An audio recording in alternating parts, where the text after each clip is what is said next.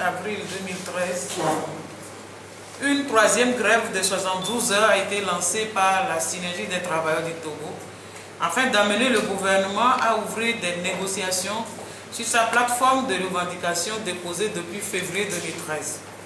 Au cours des 3 jours de grève, la STT a constaté que les élèves sont descendus dans les rues dans plusieurs localités de notre pays pour marquer leur soutien à leurs enseignants et exiger la satisfaction de leurs revendications.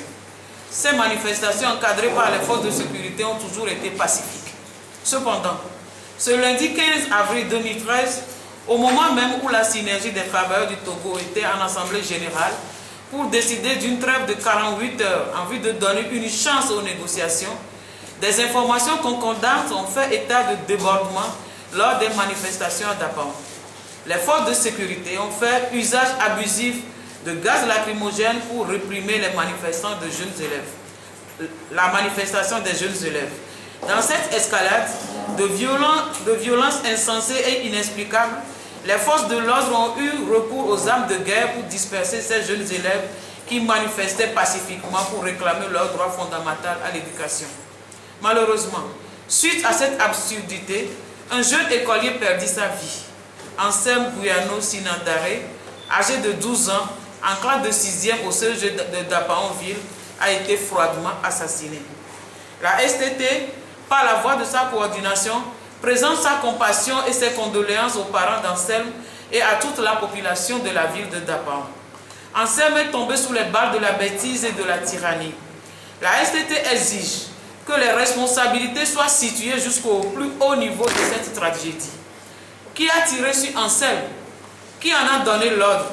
Les responsables de cet acte devront absolument rendre des comptes à la nation togolaise. Ce crime ne restera pas impuni car les crimes se nourrissent de l'impunité.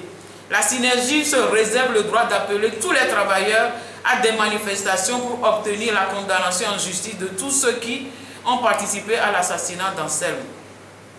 En attendant que la lumière soit faite sur ces malheureux événements du 15 avril 2013 à Dapaon, la STT voudrait honorer la mémoire de ce martyr. Une messe sera célébrée demain, mercredi 17 avril 2013, en l'église catholique Saint-Antoine de Padoue de Hankope à 12 h.